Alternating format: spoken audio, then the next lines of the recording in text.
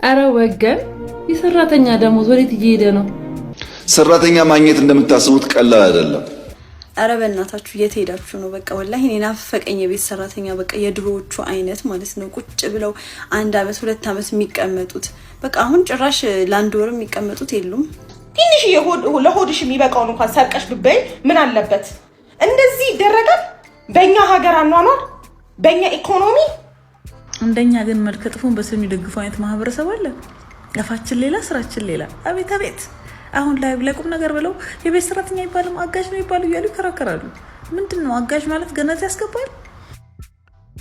ሰላም ጤና ስጥልኝ። በመላው ዓለም የምትገኙ ውድ የዩቲዩብ ቤተሰቦች እንደምናችሁ እንደምንከረማችሁ፣ ትኩስ ነገር ከዚህም ከዛም ለእናንተ ይመቻል ብዬ ማስባትን ነገር እንግዲህ ይዤላችሁ መጥቻለሁ። ከእናንተ እቺ ነገር ዘና ፈታ ብላችሁ አይታችሁ እንግዲህ የራሳችሁን ኮሜንት መስጠት ነው ማለት ነው። በዛሬው ዕለት እንደጀመርኩት እንደሰማችሁት እንግዲህ ከመጀመሪያው ስለ ሰራተኛ ነው የምናወራው። የኑሮ ውድነቱ ሁሉም እንግዲህ ቦታ ላይ እንደደረሰና በተለያዩ አይነት አቅጣጫ ከኪስ የሚወጣውን ገንዘብ እንግዲህ ሰው በጣም መቆጣጠር ስለጀመረ ሌላው አሁን እንግዲህ ራስ ምታት ሆኖ እንግዲህ መነጋገሪያ የሆነው የሰራተኛ እንግዲህ ደሞዝ ነው ማለት ነው። ያው መቼም ብዙዎች ባይሆኑም ግን የተወሰኑ ሰዎች በሀገራችን ላይ እንግዲህ ስቲል ሰራተኛ እንደሚቀጥሩ ይታወቃል። ይቺ ነገር እንግዲህ በጣም ራስ ምታት ሆናለች ማለት ነው። በዚህ ምክንያት የተለያየ አይነት እንግዲህ ኮሜንቶች፣ ሀሳቦች እንዲሁም ደግሞ ያው እንግዲህ ተበደልን ጠፋብን ምናምን የሚል በጣም ብዙ ህብረተሰብ አለ። ዛሬ አጠር መጠን አድርጌ አትሊስት እስቲ እንግዲህ ስለ ሰራተኛ ህብረተሰቡ ያለውን ስሜት በምን አይነት መንገድ ይገልጻል የሚለውን ነገር እንዲሁ አጠር መጠን አድርጌ ላቀርብላችሁ እወዳለሁ። አይታችሁ የራሳችሁን እንግዲህ ኮሜንት ስጡበት እላለሁ። ዘና ፈታ በሉባት። እስቲ እንመልከታት።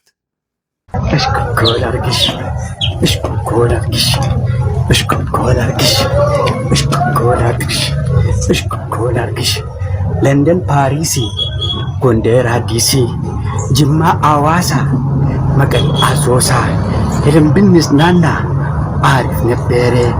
ገንዘብ ጠፋ እንጂ እጅ ማደረ። ስለዚህ ቆንጆ ደስ እንዲልሽ እሽኮኮል አርግሽ ውይ እሽኮኮል አርግሽ ውይ እሽኮኮል አርግሽ እሽኮኮል አርግሽ እሽኮኮል አርግሽ። እንዴት ዋሉ ጋሽዬ? እግዚአብሔር ይመስገን። ሰራተኛ ፈልጋችሁ ነበር? አዎ መጥቻለሁ። ኦኬ። ምንድን ነው የምታውቂው? ምግብ ነው? አዎ። ማቀውማ ስንት ብዬ ዘርዘር ማላቀው ጠይቀኝ እንጂ ጋሽዬ። እሺ ለምሳሌማ ሽሮ አውቃለሁ። ተክተክ ያለ ዝም ብሎ ጣፋጭ የሆነ ሽሮ። አዎ። መኮረኒ አውቃለሁ። ሩዝ አውቃለሁ። ደቃቁ እሱን አውቃለሁ ጋሽዬ። ኦኬ። ያረጁሙም እንደዚህ ጠቅል ጠቅል አድርጎ የሚጎርሱት እሱን አውቃለሁ ጋሽዬ። ምንድን ነው ይሄ? ያ እሱም ጠፋብኝ ጋሽዬ። ፓስታ እሱን አውቃለሁ ጋሽዬ። ኦኬ በጣም ጥሩ። በቃ አሁን ትገቢያለሽ፣ ግን ከመግባትሽ በፊት አንድ ፈተና ትፈተኛለሽ። ችግር የለም ጋሽዬ፣ እፈተናለሁ። ምንም ችግር የለም። ኦኬ። አንድ ፓስታ ባትክልት ለኔ ምሳ የሚሆን ትሰርልኛለሽ። ምን አድርጋሽ? ፓስታ ትሰርልኛለሽ። ኧረ ስሞች ያውቃቸዋለሁ እንጂ መስራት እችላለሁ አልኩ እንዴ። ታዲያ ምን ይዘሽ ነው ለመስራት የመጣሽው? ሞራል ይዤ። ሰራተኛ ላስተዋውቃችሁ፣ ራስሽን አስተዋውቂያችሁ እስቲ። ሰላም ሜሪ ይባላለሁኝ። የዚህ ቤት የቤት ሰራተኛ ነኝ። ደሞዜ በወር 42000 ብር ነው። ምን አስይዘሽ እንደገባሽው እግረ መንገድሽን ነገራችሁ። እዚህ ቤት አስይዤ የገባሁት የመኪና ሊብሬና ዲጂታል የቤት ካርታ ነው አስይዤ የገባሁት። ያው እንግዲህ ሜሪ የምትሰራበትን ቤት ደግሞ በአጭሩ ጎብኘት ታድርጋችሁ።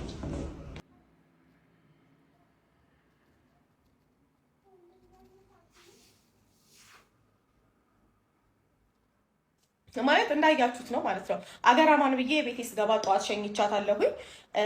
እሷ ያለችው እንግዲህ እንደ ትናንትና ዛሬ ልትሄድ ማለት ነው። ዛሬ ጠዋት ልትሄድ እንጀራውና ሙቄ ምናምን ብላ እንደዚህ አይነት ነገር ነግራኛለች። እና ከዛ በቃ ብዙ አላስተዋልኩትም። ምን ያህል ብትጋግር ነው እንጀራው በመሀል ሳያልቅም እስከ መሞቅ ደረጃ የደረሰው ምናምን ማለት በጣም ትንሽ ነና ቤት ውስጥ። ከዛ ብዬ ዝም ብያለሁኝ፣ በቃ ትቼዋለሁኝ ማለት ነው።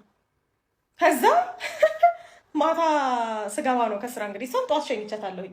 ስገባ ነው ይሄንን እንጀራ ያየሁት ማለት ከ9 እንጀራ በላይ ይሆናል። ክርስቶስን የተበላሸው ማለት ነው። አስቡት፣ አንድ እንጀራ ለመብላት አጥቶ ማለት እንዴት ሲኮን እንደሚዋል ታውቃላችሁ። ማለት እንዴት ስንት አይነት ሰው እንደምናይ አንድ እንጀራ እንኳን ለመስጠት እኛ በልተናል ጠግበን ነው የምናድረው የምንል ሰዎች አንድ እንጀራ ለሰው ለመስጠት ዳገት ነው የሚሆንብን። 10 ብር ለመስጠት ለሚለምነን ሰው ዳገት ነው የሚሆንብን። አገሬ ጦርነት አለ ብላኛለች። እንግዲህ ታመሜ ነው እየሄድኩት ነው እያለችኝ ያለችው ጠዋት ላይ ማለት ነው። ጠዋት ላይ በጣም በጸብ ነበር የተለያየ ነው ማለት የደላላ ክፈይ ብላኝ የእሷን ወገን ማለት ነው በእሷ በኩል ደላላው የሚቀበለው ከደሞዟ ላይ ስቆርጥ ለምን ትቆርጫለሽ ብላኝ ምናምን ከዛ ስንት ነገር ብዬ ደላላው ጋር ስደውል ሌሊት ስለነበር አላነሳ ብሎኝ እንዲህ ነው እስማሜ የሰሞኑን መረቅ ደግሞ ብቻ እንደዛ ብላኝ ነው የወጣችሁ ማለት ነው። ላይክ ቤቴ ግን ስገባ ይሄን ነገር ሳይ በጣም ነው የከበደኝ። እኔ እየሰራሁኝ ያለሁት ለአሰሪዎች አይደለም ለሰራተኞች። ቲክቶክ ትጠቀማላችሁ መቼም ዋይፋይ አለ እያላችሁ ነው የምትገቡ ሰው ቤት ስገቡም ታዩኛላችሁ። ግን ማለት ነው እናንተ ጋር እንዲደርስ ነው ይሄንን ቪዲዮ የምሰራው። ግፍሩ እስፔሻሊ ደግሞ አብዛኞቻችሁ ሀገራችሁ ጦርነት ተነስቷል አይደለ? በጣም የሚበሉት ያጣ ወንድም አጎትሽን፣ እናትሽን፣ እህትሽን፣ ታናሽትሽን፣ ታላቀትሽን አስቢ። እነሱን ተይ። እዚህ ሀገር እንኳን ሱቅ ልትገዢ ስትወጪ ስንት ሰው ነው ተርቦ የምታዩ እንዴ?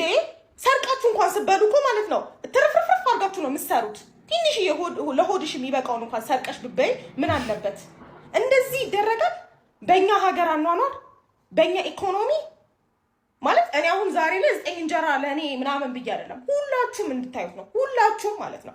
ከዛ ደግሞ እኔ እንጃ አላውቅም። ኧረ በስመ አብ ወወልድ ወመንፈስ ቅዱስ ብቻ እግዚአብሔር ይቅር ይበላችሁ፣ ክርስቶስ መድኃኒዓለም ይቅር ይበላችሁ። በጣም በቃ ለሁላችሁም እንዲደርስ ስለፈለኩኝ ነው። በጣም ማለት ነው በጣም እኔ እንጃ አላውቅም። የእናንተ ደግሞ እናታችሁ አንድ ናት። በስመ አብ ክፉ ናችሁ ክፉ። ይሄን ቪዲዮ የምሰራው ለቤት ሰራተኞች ነው። ኧረ በእናታችሁ የት ሄዳችሁ ነው? በቃ ወላሂ እኔ ናፈቀኝ የቤት ሰራተኛ በቃ የድሮዎቹ አይነት ማለት ነው። ቁጭ ብለው 1 አመት 2 አመት የሚቀመጡት በቃ አሁን ጭራሽ ለአንድ ወር የሚቀመጡት የሉም። ቢኖሩም 6000 7000 ነው። አስባችሁታል?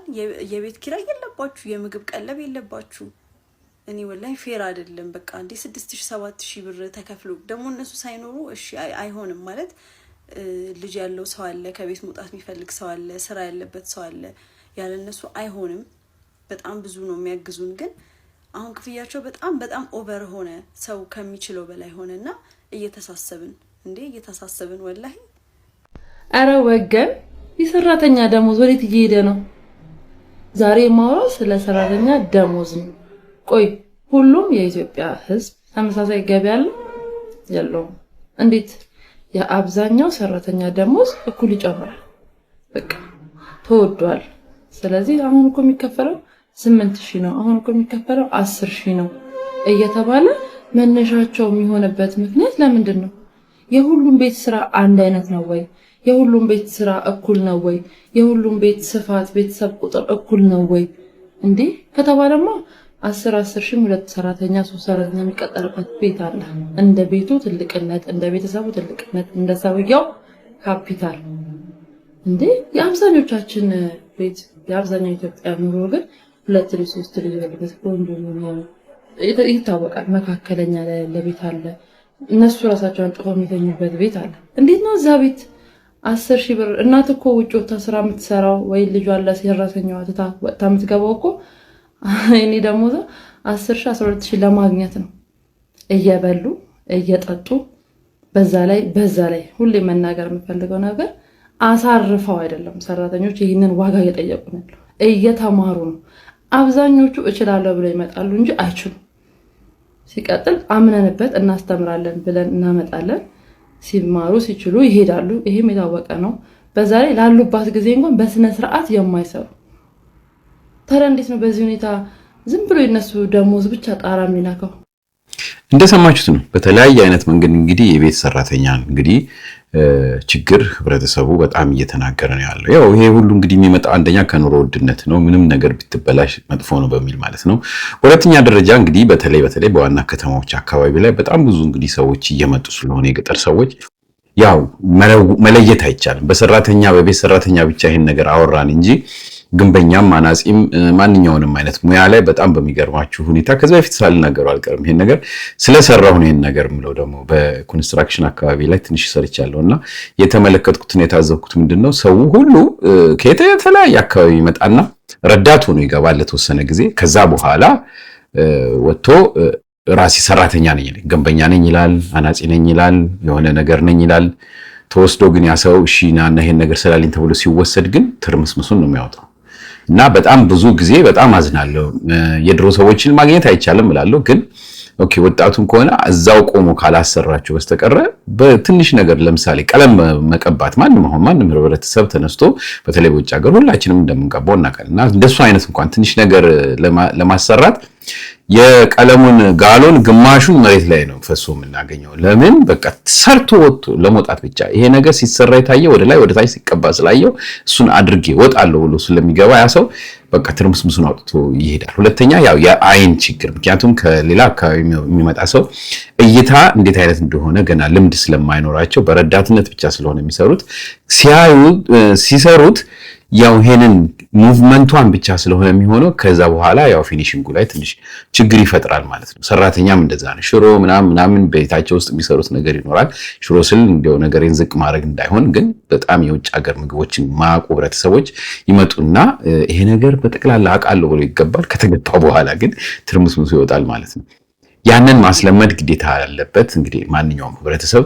ሁለተኛ ከሰራተኛ የሚጠበቁት ነገሮች እንደ ረዳትነት ቢሆን ጥሩ ነው ብዬ እንዳመጣጣቸው እንደ ረዳትነት እስከሆነ ድረስ ለኛ የሚያገለግሉን በተቻለ መጠን እንግዲህ መጀመሪያ ትንሽ ቤቱንም ሆነ ምኑንም ለማስለመድ ግዴታ ያስፈልጋል። እንግዲህ የራስ እንቅስቃሴ ግን ብዙ ጊዜ ያው የስራውና የህይወት ሩጫ ምክንያት ብዙ ጊዜ ወጣቱ በተለይ ወጣቱ ምለው ለምንድነው አሁን ጊዜ ልጆች ናቸው በብዛት እየቀጠሩ ያሉትና እነሱ ችግራቸው ምንድነው ቀጥታ ፎከስ የሚያደርጉት ስራቸው ላይ ብቻ ስለሆነ ቤቱን ጥለው ይሄዳሉ። ከዛ በኋላ ብዙ ትርምስ ይፈጠራል ማለት ነው። እንደተመለከታችሁት ብዙ አይነት ኮሜንቶች ይመጣሉ ማለት ነው። እስቲ በሌላ በኩል ደግሞ እንግዲህ ያው አሁን እንዳልኳቸው ረዳት ሰራተኛ የሚለውን ነገር ሁሉ ብዙ ሰው እንግዲህ እየተቃወመበት ነው። በስነ ስርዓቱ ስራው አልተሰራም፣ እንደገና ደግሞ ለበስም እንደዚህ እንነጋገራለን እያለ ህብረተሰቡ እየተጣላ ነው። እስቲ ደግሞ ትንሽ ነገር ላሳያችሁ።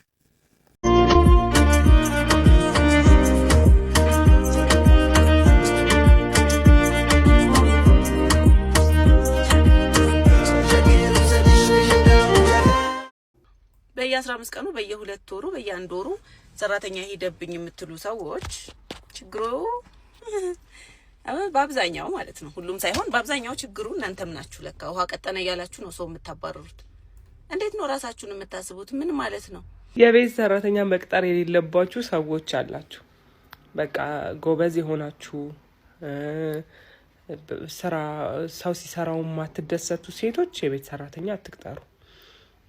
በቃ በእያንዳንዱ ነገር የምትበሳጩ ሴቶችም የቤት ሰራተኛ አትቅጠሩ። ለነሱ የምትከፍሉት ገንዘብ የሚያናድዳችሁ ሰዎችም ካላችሁ የቤት ሰራተኛ አትቅጠሩ። ምክንያቱም አትስማሙም፣ ወይ ለነሱም አትሆኑ ወይ ለራሳችሁ አትሆኑ፣ ጫጓራችሁ ነው የምትልጡት። በቃ እናንተ የከፈላችሁትን ገንዘብ ብቻ እያሰባችሁ ልጅቷን እንደ አህያ ማሰራት ከፈለጋችሁ አትሰራላችሁ። ሰው ናት፣ በቃ ይደክማታል፣ ይሰለቻታል ምናምን። የቤት ሰራተኛ ሲመጣ ስቀጥር እንዲሆነ አስቤዛ እንዲሆነ ምናምን የምትሉት ባይዘዌ ፍጆታው እንዳለ ሆኖ ሌላ አንድ ሰው ነው እኮ በህይወታችሁ አድ እያረጋችሁ ያላችሁት። ስለዚህ አለማለቅ አይችልም። በቃ እናንተን እንደምትበሉት እነሱም ይበላሉ አይደል እንዴ? ስለዚህ ያንን ከግምት ውስጥ አስገቡት። አንዳንድ እኮ የቤት ሰራተኞችም ደም የሚያፈሉ አሉ። ይሄንን አልክድም፣ ግን ደግሞ የራሳችንም ሁኔታ ይወስነዋል። እኔ እንደ ድል ሆኖ በቤት ሰራተኛ ብዙ አልተፈተንኩም። በነገሮች ቶሎ የመናደድ ምናምን እንትን ያለባችሁ ሰዎች ኃጢአት ውስጥ ከምትገቡ ሰራተኛ አትቅጠሩ፣ ራሳችሁ ስሩ። ግን ያደክማል። ቆይ ከመጀመሪያው ነው የቤት ሰራተኞችን አጋዥ ብለን መጥራት የጀመርነው እና ከሰው ጋር ተከራክሬ ነው። የቤት ሰራተኞች አሁን ላይ አጋዥ እየተባሉ ነው የሚጠሩት። አጋዥ ምናምን ነው የሚባሉት። እና ምን ማለት ነው አጋዥ? አጋዥ ማለት አንቺ መኝታ ቤት ታስተካኪ፣ እሷ ሳሎን ታስተካክላለች፣ አንቺ ወጥ ስትሰሪ እሷ ዕቃ ታጥባለች። ተጋግዛችሁ ነው የምትኖሩት ነገር ነው አይደል? ካልሆነ ግን ከጠዋት እስከ ማታ ድረስ ሙሉ የቤቱን ስራ ጥንቅቅ አድርጋ የምትሰራ ከሆነና አንቺን ብርሽን አውጥተሽ ጥንቅቅ አድርገሽ የምትከፊ ከሆነ ይሄ ሰራተኛ ነች። የቤት ሰራተኛ አይደለ? የመንግስት ሰራተኛ አለ፣ የቢሮ ሰራተኛ አለ፣ የኤርፖርት ሰራተኛ አለ፣ ምናምን የኮንስትራክሽን ሰራተኛ እንዴት ነው ሰራተኛ መሆን የሚያሰድበው? የቤት ሰራተኛ ቤት ውስጥ የምትሰራ በሙያዋና በጉልበቷ ተማምና ተቀጥራ ገብታ ለምታሰጠው ሙያና ጉልበቷን ለምታፈሰው ብር እየተከፈለት የምትሰራ ሰራተኛ ነች። እና የሆነ በቃ ይሄ ናይስ ወይ ዘመናዊ ለመምሰል አጋዥ ለምሳሌ አሁን እኔ ድግስ ቢኖረኝ ድግሴ ላይ ጓደኞቼ ኑ አግዙኝ ብዬ በጠራቸውና ዲኮሩን ምግቡን ምናምን ተጋግዘን ብንሰራ በዛ ቀን ጓደኞቼ አጋዦቼ ነበሩ ነው። አይ ግን ብሬን አፍስሼ ዲኮር የሚሰራ ወጥ የሚሰራ ኬተሪንግ የሚሰራ ምናምን ቀጥሬ ካሰራሁ ግን ሰራተኛ ቀጥሬ አሰራው ነው የሚባለው አይደል? ምን ማለት ነው? ቆይ ህግ የሚለው ራሱ ምንድነው? የአሰሪና ሰራተኛ ህግ ነው እንጂ የአጋዥና ታጋዥ ህግ ነው? ላይክ በልባችሁ በጣም እንደምታግዛችሁ ካሰባችሁ ለምን እናንተ ቀን ስትሰሩ ከዛ ማታ ስትመጡ እሷ ለምን እንድትማር ከልጆቻችሁ እኩል እንድትበላ ምናምን ፊውቸር እንዲኖራት ምናምን ለምን አታግዟትም? መተጋገዝ ሁለቱም ጋር ነው። ስለዚህ ለምን እንደዛ አታግዟትም? ላይክ እኔ በጣም ሊገረመኝ እና እኔ የቤት ሰራተኛ ብዬ መናገሬ እንደ ክፉ ሰው ነው የታየሁትኝና ይሄ በጣም የሚያኮራ ነገር ነው። ቤት ውስጥ የምትሰራ ሰራተኛ ነች። በቃ ሰርታ በጉልበቷ ገለዋን አልሸጠች፣ እጻ አልሸጠች። እኔ ያበድኩ ነው እንዴ? እንደኛ ግን መልከ ጥፉን በስም የሚደግፉ አይነት ማህበረሰብ አለ። አፋችን ሌላ ስራችን ሌላ። አቤት አቤት! አሁን ላይ ለቁም ነገር ብለው የቤት ሰራተኛ ይባልም አጋዥ ነው ይባሉ እያሉ ይከራከራሉ። ምንድን ነው አጋዥ ማለት? ገነት ያስገባል? ጽድቅ ነው? ምንድን ነው? በመሰረቱ እኛ አመለካከታችንና ውስጣችን ሳናስተካክል አፋችን አሳምረን መወደድ መከበር መንፈልግ ሰዎች ነን በመሰረቱ። ሁለተኛ ነገር ደግሞ አጋዥ ማለት የቤት ሰራተኛ ማለት ልዩነቱ ምንድን ነው ታውቁታላችሁ? የቤት ሰራተኛ ማለት የተዋረደ ቃል ነው ብላችሁ ያመናችሁት እኮ እናንተ በተጣመመ አመለካከታችሁ ነው እንጂ ሲጀመር ዲግሬዲንግ ቃል አይደለም። ፖዚሽን ነው የሚገልጸው። ደግሞ እናንተ ደግሞ ክፉ አለ። በመሰረቱ ኢን ላይፍ የተማርኩት የሚመጻደቅ ሰው በጣም ክፉ ነው። ይሄኔ አጋዥ መምህሮች የምትመጻደቁ እንደናንተ ክፉ የለም። እንደናንተ ሰራተኛ የሚያስቀይ የለም። ሁሌ አፉን ብቻ የሚያስተካክል ሰው ውስጡ ላይ ችግር አለ። እንግዲህ ይህን ሁሉ ነገር ያመጣው እንግዲህ በእውነት ያው ሁላችሁም ታውቃላችሁ። በመጀመሪያ እኔ ከምንም አይነት ነገር ጋር ላገናኝ አይደለም እንደዚህ ምላችሁ ማለት የሆነ የሰራተኛ ጥላቻ ኖሮኝ ወይ የዛ ጥላቻ ምናምን አይደለም። ሰራተኛ ነው። በህይወታችን ሁላችንም አብዛኞቻችን ኢትዮጵያውያን ተባልን ሰራተኞች ሆነናል። የአንድ የሙያ ሰራተኞች ነን ቃሉን በአጠቃላይ ስንጠቀመው ማለት ነው። የቤት ሰራተኛ ሆነ ምን ሆነ ግን ሰራተኞች ሆነናል። ለምንሰራው ስራ ሰራተኞች ነን።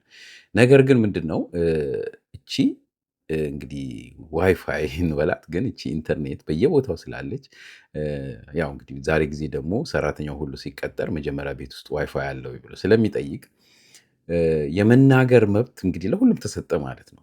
በተለይ በሌላ አካባቢ ማለት ከሀገር ውጭ ያሉት ማለት ነው። ስለዚህ የተንቋሸሹ ይመስላቸዋል። ምክንያቱም ብዙ ጊዜ ቁጭ ብለው ብቻቸውን ስለሆነ የሚመራመሩት የሚያዩት ሰራተኛ እንደዚህ ሆና ሰራተኛ እንደዚህ ተደርጎ ስለሚባል ስለሚሰሙ ወደ ሌላ ቀየሩት አይምሯቸው። በቃ ያው መቼም የሚታወቅ ነው፣ ሁላችንም እንደዛ እንሆናለን እና በዛ ንዴት ምክንያት እንዴት ሰራተኛ እንባላለን? ሰራተኛ የሚባል ስም ወይም አይመጥነንም፣ እኛ አጋዥ ነን ለማለት ሞከሩ ማለት ነው። ነገር ግን አጋዥ እንግዲህ የሚሰጠው በአንድ የሆነ ሪሌሽንሽፕ ውስጥ ያለ ሰው ለዛ ሰውዬ አስቦ የሚያደርግ ነገር ነው። እነዚህ ሰዎች አጋዥ ከሆኑ ደሞዝም አይከፈላቸውም ማለት ነው። አጋዥ ከሆኑ ምንም ነገር አይደረግላቸውም። ለምን? የመጡት ሊያግዙ ነው እንጂ ሊሰሩ አይደለም ማለት ነው። ስለዚህ ይህችን ነገር እንኳን ለይቶ ባለማወቅ የመጡ አንዳንድ ግጭቶች አሉ ማለት ነው። እንደ ትልቅ ወሬ እንደ ትልቅ ኢሹ ሆኖ እንግዲህ ያው ሶሻል ሚዲያ ላይ እየተመላለሰ ነው። ጦርነቱ የሚታየው ምንድነው? ዋይፋይ ያገኙ ሰራተኞች ዋይፋይ ካላቸው አሰሪዎች ጋር ያለ ግጭት ነው ብለን መደምደም እንችላለን። ለማንኛውም እስቲ እንዴት ነው እናንተ እንደዚህ አይነት ነገር አልገጠማችሁም? የምታውቁት ነገር የለም? እንግዲህ ጻፉልን በኮሜንት። በተረፈ እንግዲህ ያው ይሄ መከራከሪያ ይሆናል ብዬ ነው ያቀረብኩት። ወደሚቀጥለው ላለፍላችሁ።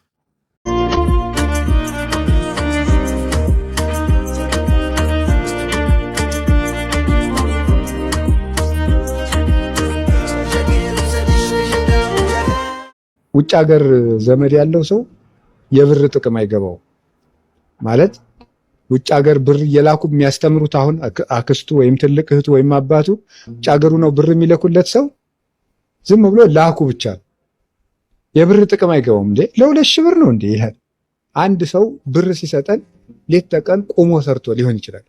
እኛ ግን አይገባንም። ያለፉበት ብር በጣም ቀላል ነው። አንድ ብር ራሷ ቀላል ነው። ታውቃላችሁ አይደል? ልጅ ሆነን ወጥ ሲጨመረልን እናት አባታችን እምቢ ሽሮ ብቻ አልበላልሽም እንላለን። እናት አባታችን ያን ሽሮ እንዴት ብለው ጥረው ግረው እንዳመጡት የሚያውቁት እናት አባቶቻችን ናቸው። እኛ ግን ሽሮውን ብቻ ነው የምናየው፣ እንዴት ዋጋ እንደተከፈለበት። ምናልባትም ተበድረው ሊሰሩ ይችላል፣ የሌለ ሆኖ ማለት ነው። እነሱም ጦም አድረው ሊሆን ይችላል፣ በሬ ተሽጦ ሊሆን፣ በጣም ብዙ ነገር ዋጋ ተከፍሎበት ያልፋል እንደው ያስጨነቀን መች ይቀራል እንዳሳቀቀን። አልነጋ ያለው ሌት ምሽቱ አልሄድ ያለው ቀን ሰዓቱ ጊዜው ሲደርስ የማለፊያው ሳቅ ይሆናል የእንባ ማጥፊያው። እንኳን ጭንቁ ከባድ ወቅቱ ደስታም ያልፋል በሰዓቱ። የሞሸረን የእድል ጊዜ ያደርገናል ደግሞ ሚዜ። ባናየውም የምናውቀው ነው የሰው ነገር፣ የሰው ህይወት፣ የሰው ፍቅር ገመናውን አንተርትረው አናገኘው እንጂ ውሉን ያው ገመና አለ ለሰው ሁሉ ያለው። ቅዱስ ነኝ፣ ጻድቅ ነኝ፣ ወዳድ ነኝ፣ ትግስታም ትትና እንደኔ ስትለን ማይባልም አለ እንዳለን። ብዙም አትግዘፍ፣ ብዙም አታቅና፣ ብዙም ላቅ አትበል፣ ብዙም አትበል። ሄድ ብትል የሚጎትትህ አለን ገመድ። ያው አይደል የሰው መንገድ አመጣጡም አካሄዱም ያው የሰው ነው። የሄድከውን እንደሄድ ነው። ብንጫወት ቢበጅ እንጂ ብንባባል እኔም ማፈር አፍ በያዘ ሆድ ባዘለ ቤት በቻለ ለያው ያውና ያው። ለገጣሚዎቻችን በእውነት በጣም እናመሰግናለን። ልዩ ልዩ ገጣሚዎች እንዲህ በጣም በርከት ብሎ ስላሉ በየጊዜው እንደዚህ እንደ ልብ ለማግኘት እንግዲህ ችያለሁ ማለት ነው። እንደምትወዱት እርግጠኛ ነኝ። ስለሱን ኮሜንት ስጡ እላለሁ። በተረፈ እንደተመለከታችሁት እንግዲህ ይህን ነገር አንደኛ ላቀርብ ይቻልኩት ለምንድን ነው? ሁላችንም በውጭ ሀገር ቤትም ያለን አካባቢ ያለን ሰዎች ለአንድ ሰው አንድ ነገር ስናደርግ ያደረግነው ያንን ነገር ሰርተን ነው እንጂ ከመሬት ላይ ዝቀን ያመጣነው ነገር እንደሌለ ሁላችንም እናውቃለን። እና ሰራተኛ መሆን ክብር ነው እንጂ ወይም ራሱን የቻለ ማዕረግ ነው እንጂ መንቋሸሻ አይደለም። እና እነዚህ በተለያየ አካባቢ ያሉ ህብረተሰቦች ሰራተኛ ወይም የቤት ውስጥ ሰራተኛ በመሆናቸው ሊሰማቸው አይገባም ብዬ አምናለሁ። በእንደዚህ አይነት ነገር ብዙም ቦታ ባይሰጡ፣ ለምን ሁላችንም በአገርም ሆነ በትምህርት ደረጃም በምን እንለያይ እንጂ ወጣም ወረደ ሰራተኞች ነን ካለ ነጋዴ በስተቀር። ነጋዴውም ግን ያው ሰርቶ ነው እሱም ቢሆን ቤተሰቡን የሚያበላው እስከሆነ ድረስ የሰራተኛነት እንግዲህ ስምም ይኖረዋል ማለት ነው። ውድ የኢትዮጵያ ቤተሰቦቼ እንግዲህ ይህችን ነገር ከተመቻችሁ የራሳችሁን ኮሜንት ስጡባት። እንደተለመደችው ከወደዳችኋት ላይክ አርጉልኝ እላለሁ። አዲስ የሆናችሁ ሰብስክራይብ አርጉ እያልኩ ልለያችሁ። በሚቀጥለው እስከምንገናኝ ደህና ሁኑልኝ። ሰራተኛ ማግኘት እንደምታስቡት ቀላል አይደለም። እዚህ ያለ የምክር ቤት አባል በሙሉ የቤት ሰራተኛ ቸግሮሻል ቸግሮሃል ወይ ቢባል የማያማርር የለም፣ ግን ደግሞ ስራ የለም ይላል። ቤት ሰራተኛ ማግኘት በጣም በጣም ችግር ሆኗል። በሺዎች እየተከፈለ ኢትዮጵያ አዲስ አበባ ውስጥ የሚከፈለውና ከሞላ ጎደል በአረቡ ዓለም የሚከፈለው አንዳንዴ እዚህ የሚበልጥባቸው ቦታዎችም ሊኖሩ ይችላሉ። ያም ሆኖ ግን ሰው የለም። ሰው የሚፈልገው ብድግ ብሎ መኪና መንዳት፣ ብድግ ብሎ ቤት ባለቤት መሆን ነው እንጂ ሁለት ስራ አይደለም። አሜሪካ ያሉ ወንድሞቻችን ሁለት ስራ እየሰሩ ነው ቢል የሚከፍሉት። እያስተማሩ ሁበር እየነዱ የሆነ ስራ እየሰሩ የሆነ እየጨመሩ ሁለት ሺፍት እየሰሩ 16 አወርስ እየሰሩ። የኛ ቤተሰቦች ዝም ብሎ ተቀምጦ ፌስቡክ እያዩ ስራ የለም ቢባል ወደፊትም ይሳካ አይመስለኝም።